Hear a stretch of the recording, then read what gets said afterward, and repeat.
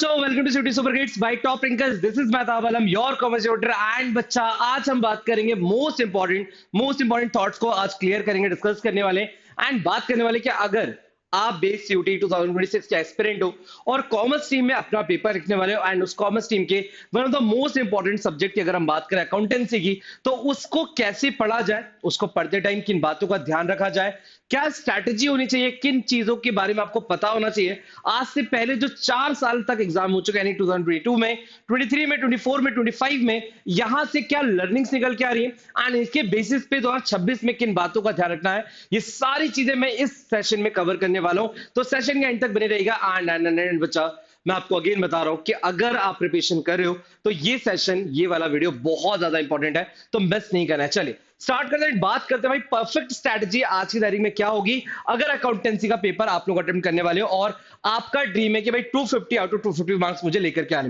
ठीक है, तो चलते हैं, बात करते हैं सबसे पहले कि भाई क्या स्ट्रैटेजी होगी। तो सबसे पहले हम चलते हैं एंड बात करते हैं इस पूरे सेशन के अंदर हम क्या क्या कवर करेंगे। ठीक है, बहुत जरूरी होता है समझना कि स्टार्टिंग में सर हमें बता दो कि यार इस पूरे सेशन में क्या क्या कवर करने वाले हो। तो आप, मैंने बोला यहाँ पर कि difficulty wise number of questions this year versus past year, यानी कि भाई पिछले साल में कहां से ज्यादा पेपर डिफिकल्ट आया था, या basically we can say that कि भाई कितना पेपर डिफिकल्ट था, इजी था या मॉडरेट था, कितना परसेंट इजी था, कितना परसेंट मॉडरेट था, कितना परसेंट टिपिकल था, इसके बारे में बात करेंगे। Then type of questions this year past year, किस तरह के क्वेश्चंस पूछे गए थे, बिकॉज बहुत जरूरी होता है अकाउंटेंसी में समझना कि क्वेश्चन का पैटर्न किस तरह से प्रेजेंट किया जा रहा है। क्या वो क्वेश्चन का पैटर्न आपका असोसिएशन में आ रहा है, या मैच द कॉलम आ रहा है, या स्टेटमेंट वाइज आ रहा है, सीक्वेंस वाइज आ रहा है, तो ये अपन को समझना पड़ेगा। ठीक है, then topic wise number of questions this year हो गया। Then important previous year questions कि भाई पिछले कुछ साल के जो क्वेश्चंस थे या पिछले साल के जो सबसे हाईलाइटेड टॉपिक्स थे वो हम बात करेंगे। देन बच्चा, हाउ टू प्रिपेयर, यानी ये आपके लिए बहुत इंपॉर्टेंट है, ये आपकी लर्निंग्स है एंड इन्हीं लर्निंग्स के बेसिस पे ये रेडी किया गया आपके लिए कि भाई एनसीईआरटी फोकस आपको होना है, या हाउ टू प्रिपेयर, कैसे प्रिपेयर करना है, क्या रिवीजन स्ट्रैटेजी आपको फॉलो करनी है, मॉक टेस्ट की क्या इंपॉर्टेंस है एंड मिस्टेक्स जो आप लोग को अवॉइड करना है and right approach going forward, यानी यहां से किस तरह से आपको आगे बढ़ना है, क्या क्या चीजें आपको इंप्लीमेंट करके चलनी है, इन सारी चीजों के बारे में हम बात करेंगे। तो चलिए एक एक करके स्टार्ट करते हैं। सबसे पहले बात करते हैं डिफिकल्टी वाइज क्वेश्चंस की। तो यहाँ पर 2022 का डेटा है, 2023 का डेटा है, 2024 का डेटा है एंड 2025 का डेटा है। तो मैं यहाँ पर बोलूंगा कि ओवरऑल अगर मैं 2022 की बात करूं तो पेपर थोड़ा सा इजी था, यानी इजी में कितना परसेंट दिया मैंने आपको कि ओवरऑल इजी में आपको यहाँ पर रखा मैंने कि 50% पेपर इजी था, 30% मॉडरेट था एंड 20% डिफिकल्ट था, यानी एज कंपेयर टू आज की तारीख में, आज की पोजीशन के हिसाब से 2022 का पेपर इजी था अकाउंटेंसी का अगर हम बात करें। देन बच्चा 2023 में थोड़ा सा लेवल को अप किया गया, यहाँ पर थोड़ा सा लेवल अप करते हुए दिखा, क्योंकि यहाँ पर हमने बोला इजी जो है 50% से 30% तक हो गया एंड ये इजी और टफ ये जो परसेंटेज किस बेसिस पे निकाले गए, तो ये निकाले गए बच्चा कि एक बच्चा पेपर सॉल्व कर पा रहा है, कितना टाइम ले रहा है, या पूरा पेपर बन भी रहा है उसको नहीं बन रहा है, या क्वेश्चन ही समझ में नहीं आ रहे हैं। इन सारी चीजों को स्टडी करने के बाद ही इन परसेंटेज को रिप्रेजेंट किया गया है कि भाई इजी में कितना परसेंट, या मॉडरेट या डिफिकल्टीज में। ठीक है, देन यहाँ पर बच्चा 40% आपसे बोला कि पेपर मॉडरेट था एंड 30% डिफिकल्ट। तो यहाँ पर आपको देखने मिल रहा है कि भाई 30 और 20 50% पहले पेपर डिफिकल्ट की तरफ था, बाद में 40 प्लस 30 यानी कितना हो गया 70%, यानी 20% से पेपर का लेवल इंक्रीज हुआ 2023 के अंदर। फिर 2024 में आते जब आपका पेपर हुआ ऑफलाइन मोड में। ऑफलाइन मोड का मतलब क्या था भाई कि जब क्वेश्चन पेपर मिले एंड उस टाइम पर लगभग एक पेपर को एक ही शिफ्ट में कंडक्ट करवाया गया।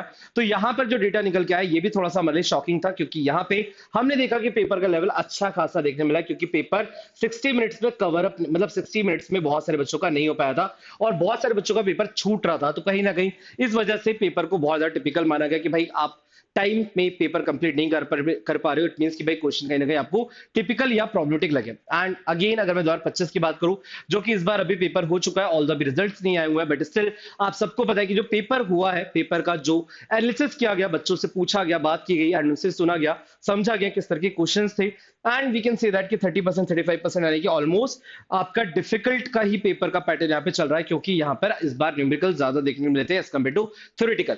तो ऑल दो बच्चा 2026 के पेपर की अगर हम बात करें तो आपको समझना है कि हर साल ईयर बाय ईयर, अगर मैं अकाउंटेंसी की बात करूं तो ईयर बाय ईयर पेपर का लेवल जो इंक्रीज हो, अगर यहाँ पे इतना था तो बाद में इतना हो गया, देन 2025 में आपको इतना देखने मिल रहा है, यानी हर साल आप देख सकते हो कि भाई आपका पेपर का लेवल अप होता हुआ दिख रहा है। ठीक है, तो इस बात को ध्यान रखिएगा।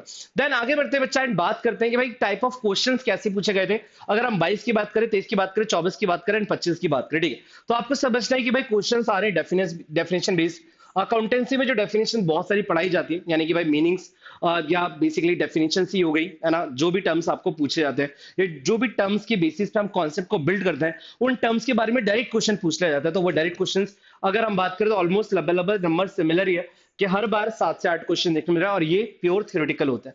तो ये थ्योरेटिकल कैटेगरी में डाल दिया गया है ना।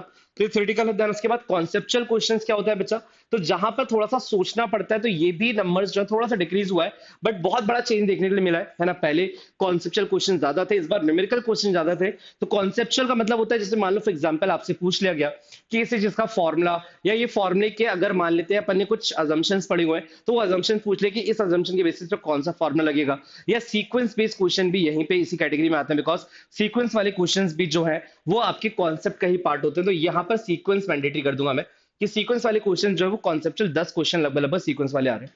देन एप्लीकेशन बेस्ड बहुत कम क्वेश्चंस आते हैं, ऑल्दो हमेशा से पहले पेपर में ज्यादा आए थे, बट उसके बाद अगर हम बात करें तो एप्लीकेशन बेस्ड का मतलब होता है बेसिकली बच्चा की डायरेक्टली आपके पास जैसे कुछ मैच द कॉलम्स ऐसे आ रहे हैं, जो मैच द कॉलम का मतलब क्या है कि भाई आपको एक चीज समझनी है एंड दूसरा उससे रिलेटेड पेयर मैच करना है, ठीक है, जहां पर आपका concept as well as theoretical concept दोनों मर्ज हो जाता है, उसको हम थोड़ा सा एप्लीकेशन बेस्ड क्वेश्चंस बोलते हैं, जो अकाउंटेंसी में 4 से 5 पूछे जाते हैं। तो ये क्वेश्चन के पैटर्न इस बात का ध्यान रखिएगा। आगे चलते बच्चा बोला गया न्यूमेरिकल, तो न्यूमेरिकल क्वेश्चन इस बार देखो 18 दिख रहा है, पहले 15 16 15 था, यानी थोड़े से ज्यादा देखने मिला बेटा न्यूमेरिकल क्वेश्चन, जिसमें आपको सॉल्व करना पड़ेगा, जिसमें आपको फॉर्मुला लगाना पड़ेगा एंड आपको सॉल्यूशन करके आपके पास एक फाइनल आंसर आपको निकालना पड़ेगा एंड फिर वो फाइनल आंसर आपको मार्क करना पड़ेगा। तो ये क्वेश्चंस भी आपको देखने मिल रहे हैं, इस बात का ध्यान रखें। देन बच्चा केस स्टडी वाले क्वेश्चंस इस बार 10 रहे, क्योंकि दो क्वेश्चन केस स्टडी वाले आए सारे ही शिफ्ट वाले पेपर में, एंड दो क्वेश्चंस पे 5-5 क्वेश्चन बेस्ड थे, यानी कि टोटल 10 क्वेश्चन केस स्टडी वाली आपसे पूछे गए थे, एंड इससे पहले लगभग पैराग्राफ वाले क्वेश्चन थोड़े से ज्यादा हो जाते थे। देन बच्चा स्टेटमेंट बेस्ड क्वेश्चन असर्शनिज्म वाले क्वेश्चन बहुत कम दिखे हैं, पहले भी बहुत कम देखने को मिले थे, बट इस बार एक क्वेश्चन देखने को मिला है स्टेटमेंट बेस्ड। देन बच्चा मैच द कॉलम वाले 3 क्वेश्चन है। तो ये कुछ पैटर्न आपको मैंने बताया कि क्वेश्चंस के जो पैटर्न पूछे जा रहे हैं, एक 50 क्वेश्चंस की बात करें अगर, कि अकाउंटेंसी में 50 क्वेश्चन पूछे जा रहे हैं, या ऑलमोस्ट सारी डोमेन में 50 क्वेश्चन पूछे जा रहे हैं, तो 50 क्वेश्चन में से किस किस पैटर्न पे क्वेश्चन आपसे पूछे गए, यहाँ पर मैंने स्पेसिफाई कर दिया। आई होप आपको क्लियर हो गया होगा, ठीक है। चलिए आगे बढ़ते हैं, बात करते हैं बच्चा फर्दर चीजों की, भाई किस चैप्टर से कितने क्वेश्चन आ रहे हैं। तो अगर मैं आपको बोलूं कि ऑलमोस्ट फर्स्ट चैप्टर जो है इस बार थोड़ा सा कम आया, बट स्टिल आपको देखने को मिलेगा कि हर बार लगभग इसी कैटेगरी का पार्ट था। वैल्यूएशन ऑफ गुडविल से 2 क्वेश्चन, देन चेंज इन पैसा से 2 क्वेश्चन, एडमिशन से 4 क्वेश्चन देखने मिले, देन रिटायरमेंट से 3 question, death of a partner से 3 क्वेश्चन, 7 क्वेश्चन डिसोल्यूशन से, इस बार केस स्टडी भी डिसोल्यूशन से बहुत देखने के लिए मिली। और ये मैं एवरेज बता रहा हूं बच्चा, बिकॉज एक से ज्यादा शिफ्ट में पेपर होता है, तो अलग अलग शिफ्ट में अलग अलग जगह से केस स्टडी आ रही है, बट ऑन एन एवरेज अगर हम स्टडी करें डेटा का, तो उस ऑन एन एवरेज बेसिस पे मैं यहाँ पर निकाल के बता पा रहा हूं आपको कि अराउंड डिसोल्यूशन से 7 क्वेश्चन, यानी कि इस बार डिसोल्यूशन को ज्यादा प्रायोरिटी दी गई थी क्वेश्चंस को फ्रेम करने के लिए, करेक्ट। तो ये कुछ आप देख सकते हो, और इसमें बहुत बड़ा चेंज देखने को मिल रहा है, लगभग सेम पैटर्न था, बस इस बार क्वेश्चंस पार्टनरशिप से ज्यादा देखने को मिले एज कंपेयर टू शेयर्स या फाइनेंशियल स्टेटमेंट वाला पार्ट। और उसका भी रीजन है क्योंकि आप सबको पता है कि फाइनेंशियल एनालिसिस वाला पार्ट इस बार 5 नंबर का ही आया, खास तौर पे जब उन्होंने अपनी मिस्टेक को आइडेंटिफाई करा और मान लिया, उसके बाद उन्होंने 5 नंबर का ही फाइनेंशियल एनालिसिस पूरा पूछा है, जिसमें रेशियो कैश फ्लो, तो उनके पास पूरे क्वेश्चंस पूछने के लिए पार्टनरशिप ज्यादा था, इसलिए मैंने पार्टनरशिप को यहाँ पर प्रायोरिटी माना है। बट अगेन ये चीज आपको पता होनी चाहिए कि नेक्स्ट ईयर चेंजेस होगा। नेक्स्ट पे हम आगे बढ़ते हैं, अकाउंटिंग फॉर शेयर कैपिटल आज भी उतना ही इंपॉर्टेंट है जितना वो रहा है हमेशा। तो 7 क्वेश्चंस ऑन एन एवरेज देखने को मिले शेयर कैपिटल से, डिवेंचर से 3 क्वेश्चन, रिडम्पशन से कोई क्वेश्चन नहीं था इस बार, क्योंकि डिलीटेड था। देन बच्चा फाइनेंशियल स्टेटमेंट से 3 क्वेश्चन, फाइनेंशियल एनालिसिस से 3 क्वेश्चन, कंपैरेटिव कॉमन साइंस से, ये ऑन एन एवरेज, ये ऑन एन एवरेज, बिकॉज पहले स्टार्टिंग के पेपर में जब कंप्यूटर अकाउंटिंग को ऑप्शनल नहीं रखा था, तो यहाँ से क्वेश्चन ज्यादा थे, बाद में कम कर दिए गए, तो ऑल्दो हमने ऑन एन एवरेज इसको रखा है, ठीक है। देन आगे बढ़े बच्चा, तो अपन यहाँ पे बात करेंगे, आगे बढ़ने से पहले एक बहुत इंपॉर्टेंट थॉट, कि आपको एक बात समझनी है बच्चों, कहीं ना कहीं आप लोग अभी अपने आप को रेडी कर रहे हो फॉर द सीयूटी 2026 के लिए, आप अपने आप को रेडी करना चालू कर चुके हो, अपनी प्रिपरेशन स्टार्ट कर चुके हो, बट स्टिल ऑब्वियस है जब भी हम कुछ नया स्टार्ट करते हैं हमारे माइंड में बहुत सारा कंफ्यूजन होता है, बहुत सारा प्रॉब्लम होता है, तो कुछ कंफ्यूजन तो ये वाली वीडियो को देख करके ही आपका क्लियर हो जाएगा, बट स्टिल हम चाहते हैं कि वन ऑन वन हमसे कोई बात करे, हमारे सामने कोई एक्सपर्ट हो जिनके सामने हम बहुत सारी बातें रख पाए, वो हमें बहुत सारी बातों का आंसर दे पाए, समझा पाए। तो अगेन ये वाला ऑप्शन आपको कहीं नहीं मिल पाता, तो अगेन सुपर ग्रिड्स ने आपके लिए ये ऑप्शन भी क्रिएट करवा दिया है। ये ऑप्शन को आप अवेल कर सकते हो, डिस्क्रिप्शन में लिंक अवेलेबल है, कमेंट सेक्शन में भी लिंक अवेलेबल है, आप उसको जाके क्लिक करने का, एंड जैसे आप क्लिक करोगे अब आप एक फॉर्म का ऑप्शन आएगा, आपको फॉर्म फिल करना है एंड अपना एक स्लॉट बुक करना है। क्या लिखा है यहाँ पर, बुक योर स्लॉट नाउ, आप अपने स्लॉट को अभी जस्ट जाके बुक कर दो, ताकि हमारी टीम के जो एक्सपर्ट्स हैं वो आपके साथ कनेक्ट करें एंड उनसे आप 2026 से रिलेटेड किसी भी तरह की कोई भी इंफॉर्मेशन आप ले सकते हैं। कोई भी जो कंफ्यूजन आपके माइंड में चल रहा है वो आप डिस्कस कर सकते हैं, ताकि फर्स्ट डे पे ही आपको क्लैरिटी मिल जाए, ओवरव्यू मिल जाए कि आपका पूरा साल भर आपको क्या करना है, कैसे करना है, समथिंग समथिंग, एंड फिर वो आपके लिए कहीं ना कहीं बेनिफिशियल है, ताकि आप best to best output create कर पाओ जो आपने सोचा है वैसा ही कुछ। ठीक है, तो इस बात का ध्यान रखेंगे। चलिए आगे बढ़ते हैं बच्चा एंड बात करते हैं, बट हाँ आगे बढ़ने से पहले अभी फटाफट जल्दी से वीडियो को पॉज करो और फटाफट जल्दी से फॉर्म जो लिंक आपके डिस्क्रिप्शन में और कमेंट सेक्शन में अवेलेबल है उस पर जल्दी से जाके अपना फॉर्म फिल कर दो, ताकि कहीं लेट ना हो जाए एंड ये जो स्लॉट वाला ऑप्शन है ना, ये जल्दी से आपको मिल जाए और आप अपनी बात रख पाओ, डिस्कस कर पाओ। तो फटाफट जल्दी से करो एंड आगे बढ़ते हैं बच्चा एंड बात करते हैं जो अभी बाकी चैप्टर्स थे। अकाउंटिंग रेशियो से भी क्वेश्चंस काफी ज्यादा पूछे गए। देन अगेन कंप्यूटर अकाउंटिंग का 5 क्वेश्चन का एक प्रॉपर सेपरेट बाद में कर दिया गया था, कि सेपरेट एक तरह का सेक्शन बना दिया गया था, जिसके बारे में ऑलरेडी मैंने आपको बताया हुआ है अपने प्रीवियस वीडियो के अंदर। तो ये सारे क्वेश्चंस की कैटेगरी है एंड ऑलमोस्ट ये लगभग सिमिलर चलता हुआ आ रहा है। बस ये ध्यान रखिएगा, पहले क्वेश्चन जो आपके थ्योरेटिकल पूछे जाते थे, अब वो क्वेश्चंस प्रैक्टिकल फॉर्म में आपसे पूछे जा रहे हैं। तो इस बात से हमें ही समझना है कि 2026 में अच्छा खासा न्यूमेरिकल हमें देखने को मिलेगा हमारे एग्जामिनेशन में। तो जब हम अपने आप को रेडी कर रहे हैं, अपने आप को प्रिपेयर कर रहे हैं, तो इस थॉट को ध्यान में रख के ही अपने आप को प्रिपेयर करेंगे, इस बात का ध्यान रखिएगा। करेक्ट। चलिए आगे बढ़ते हैं, बात करते हैं बच्चा फर्दर चीजों की, यानी कि अगेन कुछ प्रीवियस ईयर के जो लर्निंग्स है, जो हमें समझ में आ रहा है कि कौन कौन से टॉपिक्स और किस तरह के क्वेश्चंस जो आप लोग को पता होने चाहिए। तो जैसे बोला गया बच्चा, important previous year questions, high Elodie logical base, तो बच्चा focus application oriented logical driven and drilling. तो बच्चा इस तरह के क्वेश्चन जैसे मिल रहे हैं आपको शेयर कैपिटल से, X limited forfeited 1000 share issued at premium partly paid, what journal entry will be pass if there are reissued at discount. तो भैया आपसे रीइश्यू अगर डिस्काउंट में करे तो क्या जर्नल एंट्री पास होगी। तो ये कॉन्सेप्चुअल क्वेश्चन आ गया, इस तरह के क्वेश्चन आपसे पूछे जाते हैं, इसमें ऑप्शन मिलेंगे। बट आपको अगेन ऑप्शन ना भी मिले तो अपन अकाउंटेंसी में ऑप्शन का वेट नहीं करते।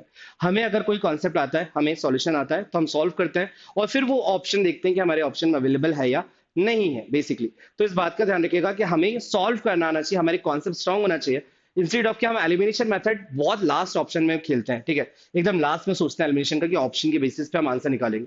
अदरवाइज फर्स्ट प्रायोरिटी हमारी अकाउंटेंसी में होती है कि हम इतना कॉन्सेप्ट बिल्ड करके जाए कि हमारे आंसर डायरेक्टली निकल जाए। ठीक है, तो इस टाइप के क्वेश्चन है। Loss and sale of fix asset appears where in the cash flow statement and why.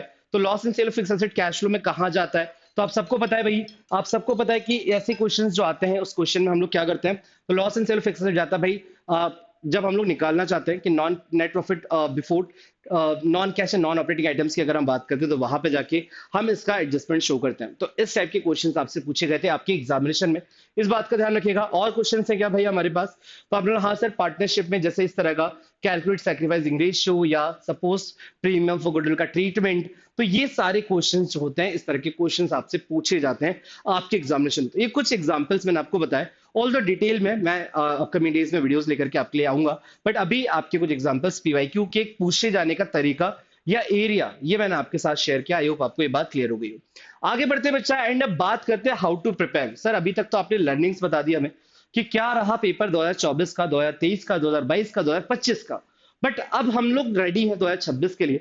तो हमें क्या क्या करना चाहिए, हमें अपने आप को प्रिपेयर कैसे करना है, हमें अपने आप को रेडी कैसे करना है हमारे एग्जामिनेशन के लिए। तो भाई क्यों टेंशन लेना, क्यों सोचना, जल्दी से आ जाओ। हम बात करेंगे पहले तो कि भाई सिलेबस प्लानिंग कर लेते हैं टाइम बेस्ड, यानी हमें ऑलमोस्ट हम मान लेते हैं कि भाई जून जुलाई से हमारा जो स्कूल ओपन हो जाएगा, फर्स्ट 3 मंथ्स हमें स्कूल पर फोकस हो जाना होता है।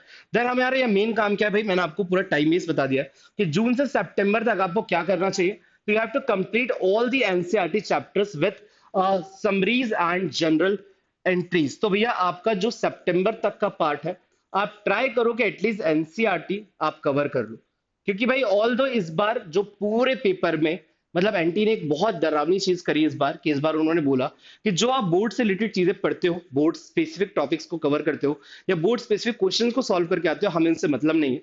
हम आपको एनसीईआरटी के बेसिस पे उन्हीं क्वेश्चंस को टिपिकल करके आपसे पूछेंगे और आपको आंसर करना पड़ेगा। तो अकाउंटेंसी में भी इस बार मैं आपको बहुत क्लियर बोलता हूं, 2026 में without NCERT it is not even possible for us to score 250 out of 250, it is not even possible. So again अगर हम लास्ट में जाके एनसीईआरटी पढ़ें, सच्चा हमारी प्रायोरिटी होनी चाहिए फर्स्ट 3 मंथ्स है है ना, जून जुलाई अगस्त सितंबर 4 मंथ्स मान लो, तो फर्स्ट 4 मंथ्स हमारे प्रायोरिटी होना चाहिए, हम एनसीईआरटी को देंगे, ठीक है। तो यहाँ पर हमारे एंड हमने बोला कि भाई फर्स्ट 4 मंथ्स में हम कंप्लीट करेंगे। देन अक्टूबर नवंबर का टाइम आपको होना चाहिए focus on numerical practice plus past year questions plus logical base MCQs, यानी कि जब आप अक्टूबर से नवंबर के टाइम आ जाओगे तो आप थोड़ा सा सीरियस हो जाते हो। आप सबको होता है फर्स्ट 3-4 मंथ्स जल्दी जल्दी निकल जाते हैं, फिर लास्ट में अक्टूबर नवंबर में काफी चीजें हमें समझ में आती है, काफी कोर्स हमारा कंप्लीट हो जाता है। तो वहां से क्या करना है, या वहां से हमारी मैच्योरिटी, वहां से हमारा सीरियसनेस बढ़ जाता है और हम उस टाइम पर प्रैक्टिस ज्यादा करें जब हम सीरियस होंगे। तो जो कॉन्सेप्ट आपने पढ़ रखे होंगे फर्स्ट 4 मंथ्स में, बाद में उन्हीं को आप क्वेश्चंस के थ्रू बहुत ज्यादा स्ट्रॉन्ग कर लोगे, ठीक है।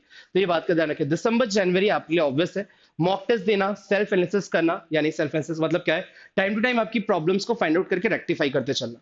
देन चैप्टर वाइज रिवीजन करना।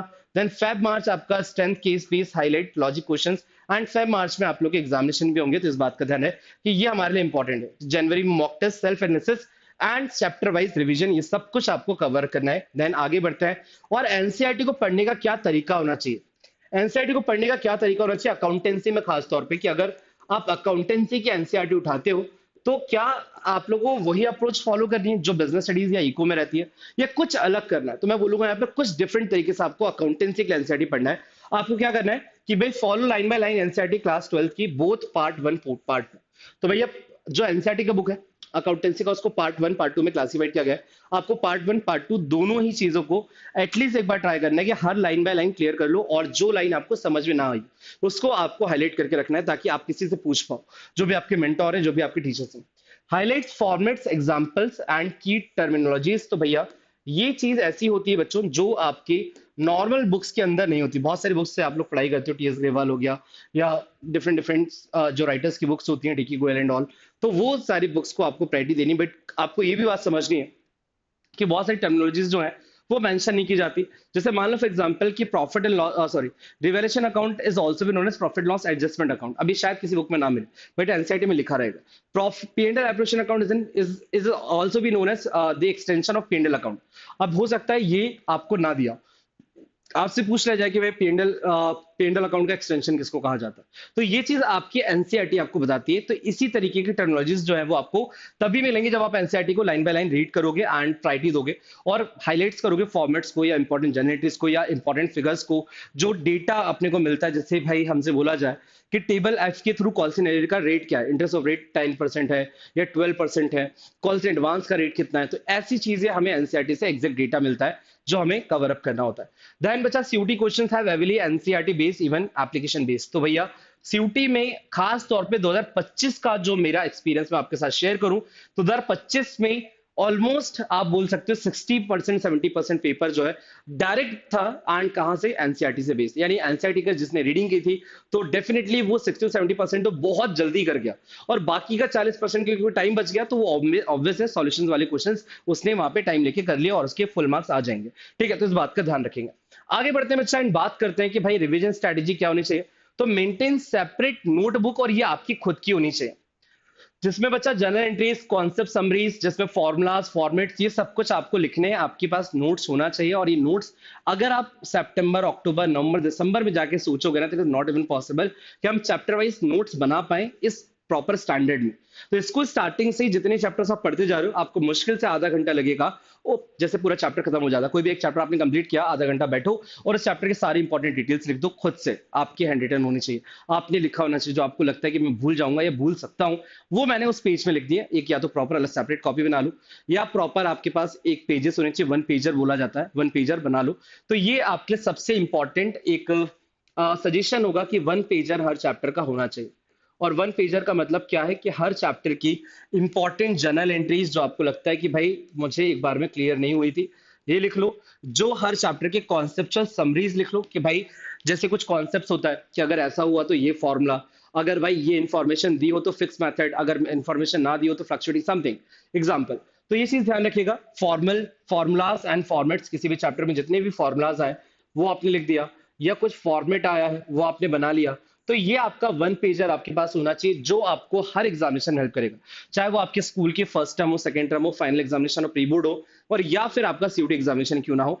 ये आपको बना के चलना है, बहुत इंपॉर्टेंट रोल प्ले करेगा आपकी प्रिपरेशन जर्नी के अंदर। ओके, देन बच्चा बोला गया है कि use flash cards for topics like ratios, cash flow items and accounting terms. तो ये आपके लिए एक्स्ट्रा चीज है कि अगर आप कुछ इंटरेस्टिंग वे में अपनी नोट्स को रेडी करना चाहते हो तो आप फ्लैश कार्ड्स का भी यूज कर सकते हो। आप चाहो तो आप 10 to 10 एमसीक्यूज भी रख सकते हो। तो ये आपके लिए एक्स्ट्रा एफर्ट्स होंगे और ये सब कुछ पॉसिबल अगर आप स्टार्टिंग से करते हो। ये मैं आपको कभी सजेस्ट नहीं करूंगा अगर आप दिसंबर में पहुंच गए हो और दिसंबर में अगर आप सोचोगे तो ये चीज करना आपके लिए पॉसिबल भी नहीं है और करना भी नहीं चाहिए, आपके लिए बेनिफिशियल भी नहीं है। ये कब पॉसिबल है? आप जब जून जुलाई से ही इस चीज पे काम करोगे और जब 5 चैप्टर्स इनिशियली आप बनाओगे, वो 5 चैप्टर आपको बहुत ज्यादा टफ लगेंगे कि भाई ये नोट्स बनाना। बट जैसे ही 5 चैप्टर के आप नोट्स बना लोगे ना, छठवां चैप्टर अपने आप आपको मोटिवेट करेगा कि यार मैंने 5 चैप्टर को इतना अच्छे से समझ करके 1 पेज में समेट दिया है, तो अब मेरे को 6 का भी बनाना है, 7 का भी बनाना है, तो वो ऑटोमेटिकली सारे चैप्टर्स के बन जाएंगे। तो इसलिए प्लीज प्लीज प्लीज ये सजेशन होगा आप लोग के लिए कि इसको, इस पे काम जरूर करें, इसको स्किप ना करें, ठीक है। देन बच्चा, मॉक टेस्ट की इंपॉर्टेंस, जैसे दिसंबर में मैंने बोला कि जब आप नवंबर एंड या दिसंबर जनवरी में जब हम बात करें तो मॉक टेस्ट है, तो at least 2 full length mock month from December. तो यहां से आपको समझना है, मैं 2 फुल लेंथ मॉक ना पर वीक बोलूंगा आपको कि दिसंबर की 4 वीक है तो 4 वीक में आपके हर वीक आपको एटलीस्ट इस सब्जेक्ट का तो 2 मॉक लगाना पड़ेगा ताकि आपके दिसंबर और जनवरी में एटलीस्ट 10 आपके 10 सेपरेट एफएलटीज यानी कि full length mock test cover up हो जाए।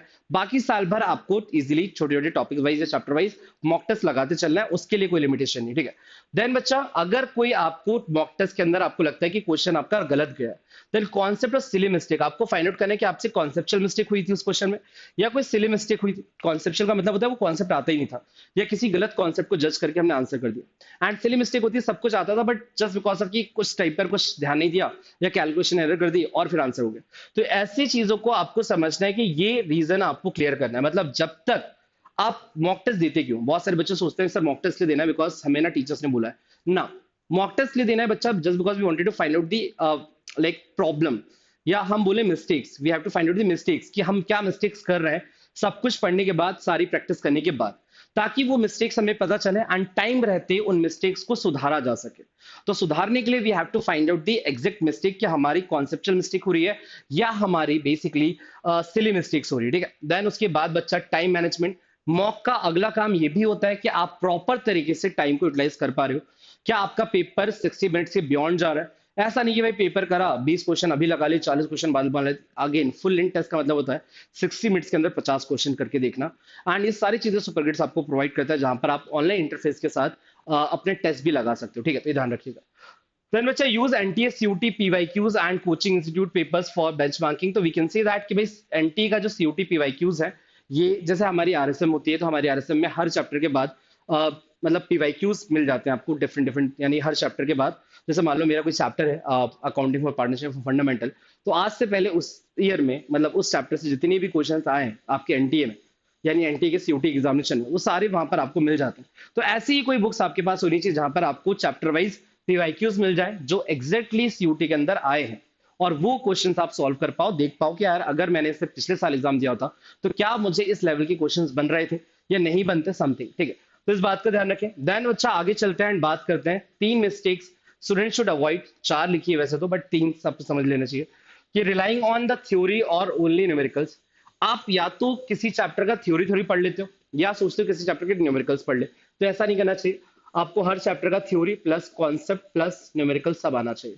किसी चैप्टर को प्लीज इसलिए मत जज करना कि यहाँ से सिर्फ थ्योरी पढ़ेंगे, इसका प्रैक्टिकल छोड़ देते हैं, इसका प्रैक्टिकल ले लेते हैं, इसका थ्योरी छोड़ देते हैं, नहीं आएगी। ऐसा कुछ नहीं करना है, आपको सब कुछ करना है, ठीक है। Then ignoring formatting and adjustment based logical case studies. तो भैया बहुत सारे बच्चे ये करते हैं कि साल भर जब जल्दी क्वेश्चन करने के चक्कर में बिना फॉर्मेट के क्वेश्चंस करते हैं और बाद में उनको फॉर्मेटिंग आती ही नहीं है, तो ये के बोर्ड्स में आपको बहुत ज्यादा नुकसान पहुंचाएगा। और खासतौर पे सीयूटी में भी अगर आपने बिना फॉर्मेटिंग के काम किया है, मतलब ऑल दो वहाँ फॉर्मेट आपको बनाना नहीं है, बट फॉर्मेटिंग आपके क्वेश्चन को ना एक प्रॉपर स्ट्रक्चर प्रोवाइड करता है। भले आप वहां पर लाइन नहीं खींच रहे हो, बट आप वो चीज सेम डेबिट एंड क्रेडिट के फॉर्म में लिख रहे हो, तो वो ज्यादा एक्यूरेसी प्रोवाइड करता है आपके आंसर्स में, ठीक है। तो इस बात का ध्यान रखिए। Starting mocks too late, starting by December latest. तो भाई आप सोचो कि आप ये बोल रहे हो कि अगर मैं फुल लेंथ टेस्ट देना स्टार्ट कर रहा हूँ मार्च में, अप्रैल में, तो तब तक बहुत डिले हो जाएगा। आपको दिसंबर से ही मॉक टेस्ट देना चालू कर देना है ताकि आप बहुत सारे मिस्टेक्स को आइडेंटिफाई करके टाइम रहते हो सॉल्व कर लो। अगर आप अप्रैल मई में मॉक टेस्ट दोगे तो आपके पास टाइम नहीं बचेगा कि आप अपनी मिस्टेक को सॉल्व कर पाओ, तो वहां पे सब बहुत ज्यादा हौच पौच हो जाता है। इसीलिए आप दिसंबर से प्रॉपर बना लो अभी से ही कि मुझे दिसंबर से पहले ये सारी चीजें कंप्लीट करनी है, एंड दिसंबर जनवरी में मुझे जितनी मैक्सिमम मुझे ऑप्शंस मिलते हैं मैं उतने ज्यादा टेस्ट अटेम्प्ट करूंगा ताकि मुझे मेरी मिस्टेक्स पता चल जाए। Then neglecting NCERT CUT, like यहाँ पर तो भाई हम क्या बोलेंगे कि यहाँ पर हम बोलेंगे नेग्लेक्टिंग एनसीईआरटी, कि भाई एनसीईआरटी को हम नेग्लेक्ट करते हैं बहुत हमेशा, और हमें लगता है कि एनसीईआरटी से नहीं आएगा, छोड़ देते हैं, बहुत टिपिकल है, बहुत बड़ा डेटा है, बहुत सारा डेटा। तो आपको ये सोचना है कि वहां पर ऐसी चीजें, जैसे हम लोग अपनी क्लासेस से पहले आपको एनसीईआरटी का पूरा एनालिसिस करवाते हैं, तो वो सारी चीजें आपको पता होनी चाहिए कि क्या हो रहा है यहाँ पर, ठीक है। चलिए आगे बढ़ते हैं बच्चा, एंड बात करते हैं फाइनली लास्ट, जल्दी से इसको कंक्लूड करेंगे कि राइट अप्रोच कोडिंग क्या होगी। Integrated approach, don't study chapter in isolation, connect concept, depreciation effect. देखो तो आपको बोला है भाई कोई भी चीज आप सिर्फ और सिर्फ रीड मत करो, आप अंडरस्टैंडिंग स्ट्रॉन्ग करो, और मैक्सिमम जगह पर अकाउंटेंसी में खासतौर पे जब भी आप कोई भी कॉन्सेप्ट सीखते हो तुरंत उसका एग्जाम्पल करो।